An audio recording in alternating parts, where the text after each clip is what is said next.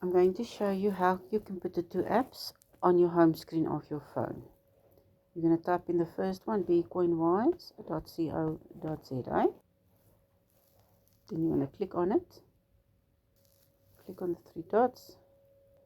Put add to home screen. Install the app. You're going to say install. Okay, now we're going to do the second one. You're going to go back to Google and you're going to put in Cellbox. And that is .com. You're going to search for it. On the three dots. And you're going to see at the bottom it says add to home screen. And I'm going to install it. I'm not sure if it's different of different phones, but that's how it worked by me.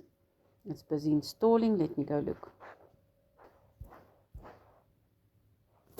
And there they are. So I'm just going to click on it and say add to home. Click on it, add to home. And there it's on my home screen. Hope that helps.